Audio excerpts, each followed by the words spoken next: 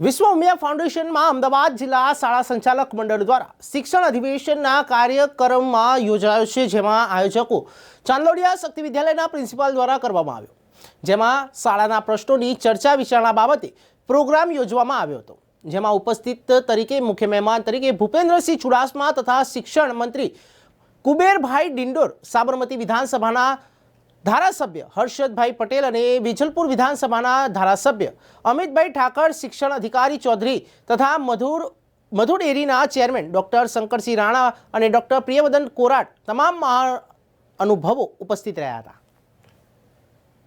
અમદાવાદ જિલ્લા શાળા સંચાલક મંડળ દ્વારા જે એક શૈક્ષણિક અને વહીવટી અધિવેશન બોલાવવામાં આવ્યું અને સાથે સાથે આજે સૂત્રબંધ 4 એનું વિમોચન પણ કર્યું અને અમારા સન્માનીય પૂર્વ શિક્ષણ મંત્રી, અમારા માર્ગદર્શક, અમારા શિક્ષણના સારથી એવા ભૂપેન્દ્રસિંહ ચુડાસમા સાહેબ બાપુ પણ ઉપસ્થિત રહ્યા અને આજે બધા જ સંચાલક મિત્રો, શિક્ષક મિત્રો બધા ઉપસ્થિત રહીને આજે સરસ બધાને માર્ગદર્શન આપ્યું છે.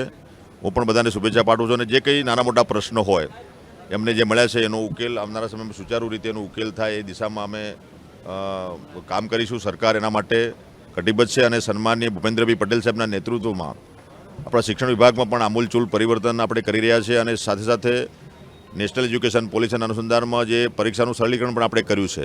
એટલે વિદ્યાર્થીઓના હિતમાં, શિક્ષણના હિતમાં અને કર્મચારીઓના હિતમાં આવનારા સમયમાં જે નિર્ણયો લેવાના છે લઈએ છીએ.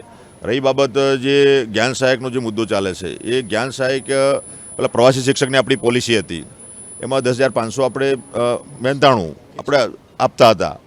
એમાંથી વધારીને આપણે 21,000 1 થી 8 ધોરણ 9 થી 10માં આપણે 24,000 અને ઉત્તરમાં 26,000 આપણે પેમેન્ટ મહેનતાણું નક્કી કર્યું છે. અને સાથે સાથે પ્રવાસી શિક્ષકમાં માત્ર સ્નાતક થયેલો વિદ્યાર્થી કે દીકરો દીકરી એને આપણે લઈ શકતા હતા. આમાં તાલીમી શિક્ષક આપણે લઈએ છીએ એટલે વિદ્યાર્થીઓને સાચા અર્થમાં જે એની શિક્ષણની ગુણવત્તા પણ જળવાય અને સારા શિક્ષકો એને મળી રહે. અને આ એક વૈકલ્પિક વ્યવસ્થા છે. હું ઘણીવાર અમે કહ્યું છે, એક વિકલ્પ છે. જ્યાં સુધી બીજી વ્યવસ્થા ના થાય ત્યાં સુધી આપણે આ જ્ઞાન સહાયક આપણે આપીશું. અને આવનારા સમયમાં રેગ્યુલર ભરતી, કાયમી ભરતી પણ એ પણ સતત ચાલતી પ્રક્રિયા છે. અત્યારે 31/10ની તારીખ આવે છે. શિક્ષણ વિભાગ એક એવો વિભાગ છે કે 31/5 અને 31/10 એ રિટાયરમેન્ટની તારીખો હોય છે. એટલે એ રિટાયરમેન્ટ, બદલી, બઢતી, ટ્રાન્સફર અને આ ભરતી કરવાની આ પ્રક્રિયા સતત ચાલતી રહેવાની છે. એટલે સમયાંતરે સમયે ભરતી પણ કરતા રહીશું અને જ્યાં સુધી આ ભરતી ના થાય ત્યાં વૈકલ્પિક વ્યવસ્થા તરીકે આપણે આ જ્ઞાન સહાયક છે એ આપણા જે ઉમેદવારો જે પરીક્ષા પાસ કરી છે એમને અત્યારે મેરિટ પણ જનરેટ થઈ ગયું છે અને ટૂંક સમયમાં એમને માંગ્યા પ્રમાણે એમના જિલ્લામાં, એમના વતનમાં એ શિક્ષણ સહાયક તરીકે પણ ફરજો બજાવશે અને આવનારા સમયે રેગ્યુલર ભરતી પણ થશે.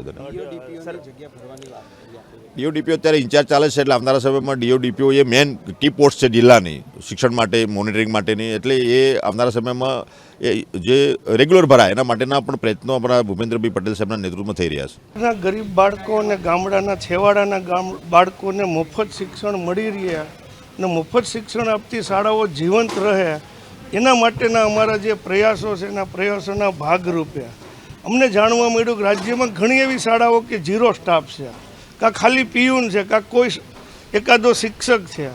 ગઈકાલે આવો જ એક કાર્યક્રમ અમરેલી જિલ્લાનો હતો જ્યાં અમને રજૂઆત મળી કે એક શિક્ષક હતો એક શાળામાં, એ આચાર્યમાં જતા રહ્યા તો ત્યાં ચાર્જ કોને આપવો એ સંજોગોએ એને ગામના સરપંચને ચાર્જ આપ્યો એ અમને વાત કરી. તો આ સંજોગોએ ગામડામાં મફત શિક્ષણ આપતી શાળાઓ કેમ જીવંત રહેશે અમારા માટે મુખ્ય ચિંતાનો વિષય છે. એટલે અમે અમારી લાગણી માનની મંત્રીશ્રીની હાજરીમાં વ્યક્ત કરી. શું કહ્યું તમે? કહેવાનો મતલબ શું હતો તમારો?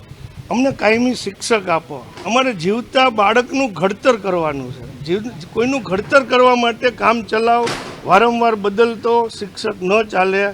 રેગ્યુલર કાયમી શિક્ષક હોવો જરૂરી છે. અમને આપો એવી અમે અમારી માગણી અને લાગણી વ્યક્ત કરી.